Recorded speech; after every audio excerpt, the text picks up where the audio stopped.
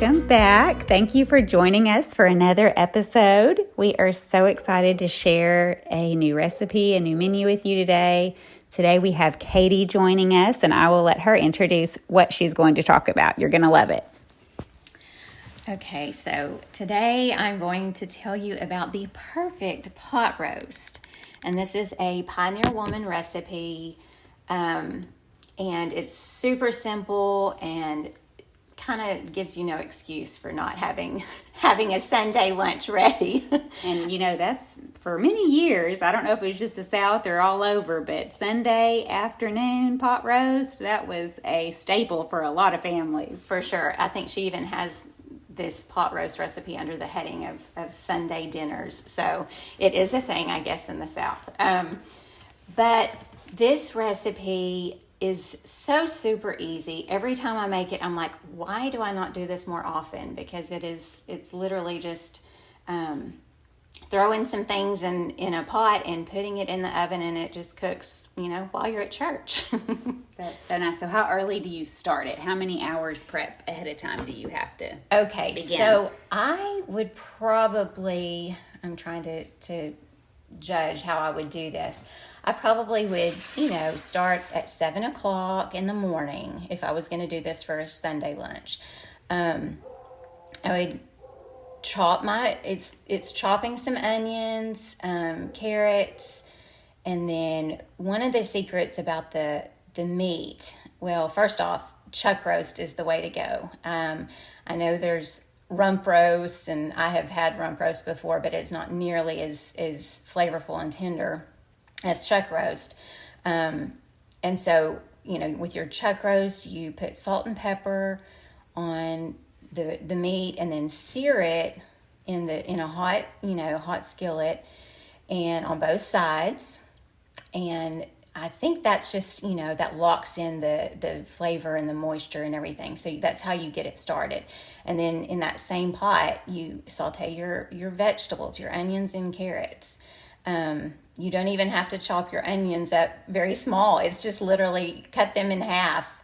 Yes, if you're slow cooking, it'll just become so tender they'll fall apart and be easy to get the size piece that you want later on. Exactly. And then the carrots, one shortcut that I have found is just using bagged baby carrots. Oh, that's so easy. So easy. I literally dump a bag of baby carrots into this recipe, and I don't even cut mine up because they're usually such small pieces, small already, that it's kind of a perfect size. So that's a super easy way to save time. Mm-hmm. Of course, fresh carrots are probably a little more delicious, but if you don't have the time, you can totally use baby carrots out of a bag. So once you saute those, you put your meat back into the pot with the vegetables and cover with some beef broth and put fresh rosemary and thyme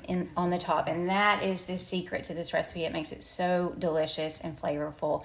Of course, if you don't have fresh rosemary and thyme, you can totally use dried herbs. I do that most of the time, actually. So it's equally as delicious. So if you, in the summertime, have an herb pot, that would be perfect. You can buy fresh sprigs of herbs in the grocery stores. Most grocery stores have it in their vegetable section, like their produce section. Yes. But, if you don't want to spend the money, you could just, like she said, use the dried that you already probably have in your pantry. Exactly, yes. So that just is okay, so you put your herbs on it, cover it with a lid, stick it in the oven on low, 275, and let it cook. And it cooks for, I guess, depending on the size of the roast that you choose. If you have like a 3 to 3.5 pound roast, you're going to let that cook for I think 3 to 3.5 hours. And then if your roast is bigger, if you have more like a 5 pound roast, if you're going to feed a bigger crowd, then you're going to want that to cook for about 4 to 5 hours. I think the low heat, the 275, is another reason this turns out so delicious, because it cooks at a lower heat for a longer time, and It's super, super delicious. You get home from church, your house smells wonderful. You might want to whip up some mashed potatoes. You could pull out even pull out a bagged salad and some crusty bread. It's just super, super simple to throw together. And because cooking lunch after church on Sundays, you're already getting out late, and everybody's hungry, so you want something quick. And this is a great recipe for that. That is, yeah, you don't want to come home from church and be looking around and thinking, where do I start? Because your entire family is looking at you starving. They're already ready. And especially if you have guests trotting over right after church. Right. I actually did that one time when I was very young and first married. My husband had invited a family to come over after church, and I just made the assumption that they would go home and change clothes and then come over. Oh no, they followed us home from church. And there I was with the baby and wanting to change clothes, and lunch wasn't heated up. It wasn't sitting in the oven, and that was a learning experience for me. No, don't assume anything. If you have people coming over, you better make sure you know what time they're coming and have a plan in place to be prepared for when they walk in the door. Have something in a crock pot or in the oven, and not have too much prep time once they're there. So true. And speaking of crock pot, you can make this recipe in the crock pot as well. You still go through the beginning steps on the stove. You want to sear your meat and season and, do your vegetables and everything. But once you do that, you just throw it all together in the crock pot and let it cook.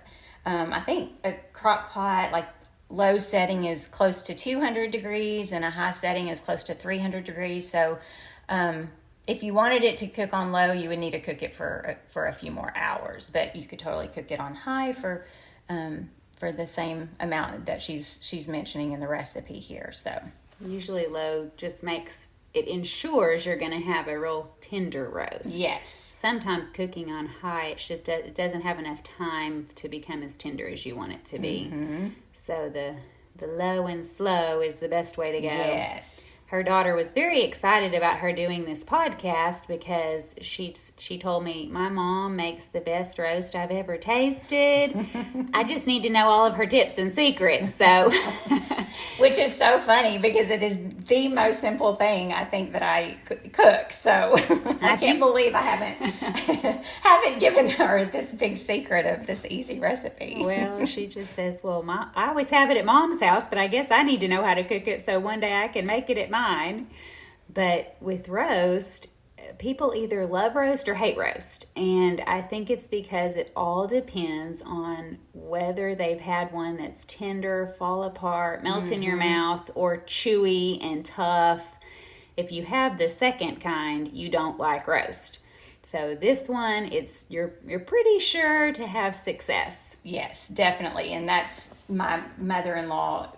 She is a wonderful example of a woman who is hospitable and welcomes people into her home and would have people over, every week. If there was a new family visiting, she would invite them over for lunch. She would have my family over and all of our kids but every time she made a roast, it was almost like she was apologizing because she did not like roast, and I think you're right. I think maybe she didn't know how to cook it. She needs this podcast. That's right. Some of the secret tips.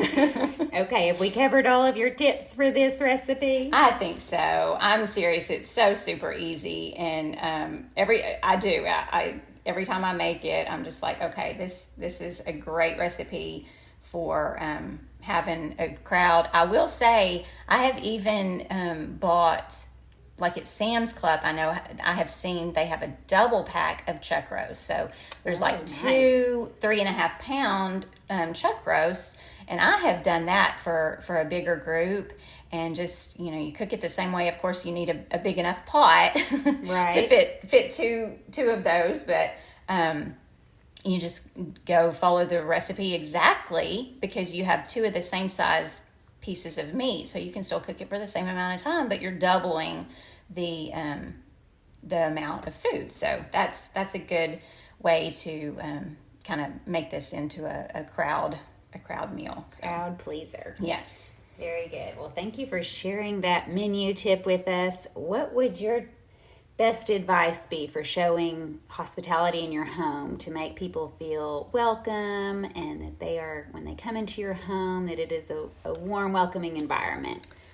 Goodness, I think I would say just be yourself and be, I think a lot of people get nervous about having people in their home, and they start apologizing for the chipped platter or the mismatched glasses or plates, or the cluttered stack of papers at the end of the counter. They point out all the things that a guest would never notice. Absolutely. And I think that's just, I know it's probably human nature. We start, judging ourselves and trying to apologize for, the kids' messy playroom or something, which all of these things are normal, and the way everybody has the messy room, or the chips in the dishes or whatever. Well, and I think doing that makes them feel uncomfortable. Absolutely. Because they can tell you're not comfortable. Yeah. You're apologizing constantly, and all of a sudden they feel like, if you say, for instance, you make a comment about the messy playroom, well, maybe their child shouldn't go in there and play and make it messier, Right. Like, well, maybe they're worried about keeping it tidy. I need to not let little Joey down. Right. Yes, I think people are just more comfortable if you just, you be yourself and not make excuses for why your house is not pristine and perfect. No one expects that, I don't think. I mean, I sure don't. When I go to someone's home, I am not looking around judging them. I'm honored that they invited my family and myself to come share a meal with them. So I think that's one thing that I would recommend. Just kind of be confident in what you're doing, and know that you're offering fellowship and a meal. You're feeding their bodies, and it's a good thing. And the more welcoming you are, the more relaxed you are, and like I said before, the more relaxed your guests will be, you're going to have a much happier time. They'll be able to laugh and share stories and feel like they're not on pins and needles, right. And you'll just enjoy your fellowship so much more. Yeah, they'll feel at home for sure. Yes, they will feel at home. What is your must-have kitchen item, and where can we find it? Okay, I am going to have to say my air fryer. I got this for my birthday about 4 months ago, so I haven't had it very long, but I love it. And I have already convinced my mother and my sister to get one, and they did immediately after I told them how wonderful it is. An air fryer is just kind of like a little convection oven, and it just circulates heat around, whatever it is you're putting in there, and you can cook things so much faster. You're not having to turn on your oven to heat up your house, and I don't know. It's been so versatile for us. We have cooked so many different things in it. And for one, my son, who's 12, loves to be able to just go get something out of the freezer, some chicken strips or a corn dog, or any of those unhealthy things that you keep in your freezer, and he pops them in and can easily warm them up, and they're so much more tasty than sticking them in the microwave. So it crisps it up versus a microwave would make it soggy. Yes, exactly. Yeah, so it just tastes fresh out of the oven. I have made we have made a whole meal in our air fryer.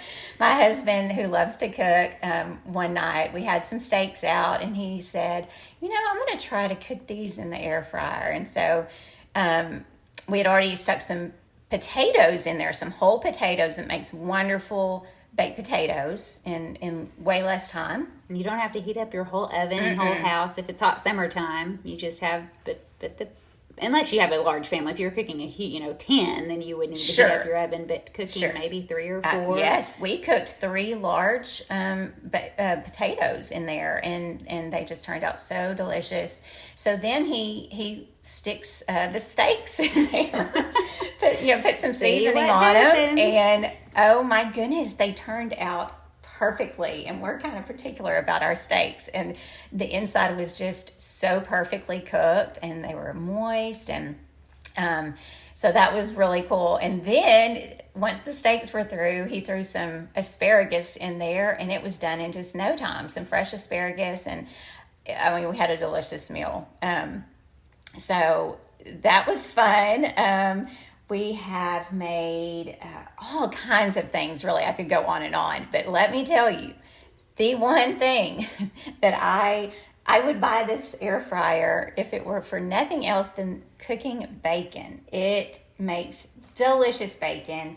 It's so easy. You put your bacon in there, set it for 350 degrees for 15 minutes. You walk away, and in 15 minutes, you have the most perfectly cooked, crispy bacon without all the grease splatters on your stove. You're not having to stand over it, hovering over it, and flipping it several times. It's just so easy and really delicious bacon. And as it cooks, the bacon is on a rack that has, I guess, holes in the bottom. So as it cooks, the fat is draining into off the bottom.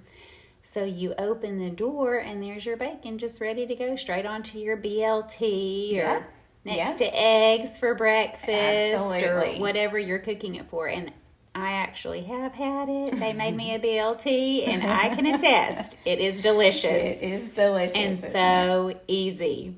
And then the cleanup is super easy. You just take your basket out and, drain your bacon grease into whatever container you want to save for later or throw away or whatever, and then just wipe it out, and you're good to go for the next thing. So and I think the basket's even dishwasher safe if you wanted to do a little bit deeper cleaning.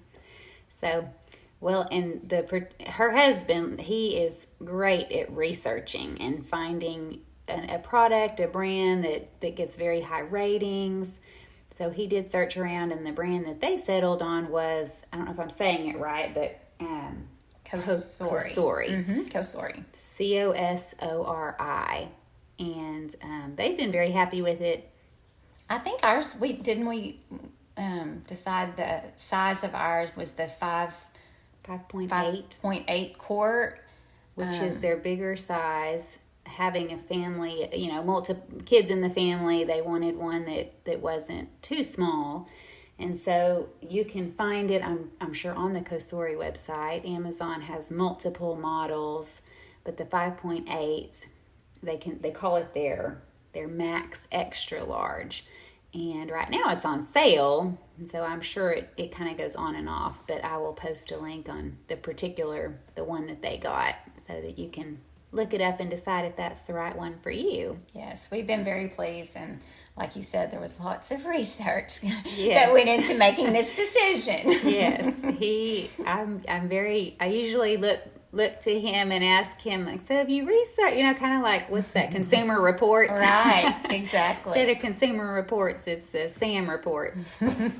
Find out if he's researched the product that I'm looking for. So anyway, well, thank you for sharing all of your tips. A great menu for having company over or for just feeding your own family. But I love this because it can easily be made into a large amount to host guests in your home and share a meal with others. So thank you for being with me today. Absolutely. Thank you. Bye.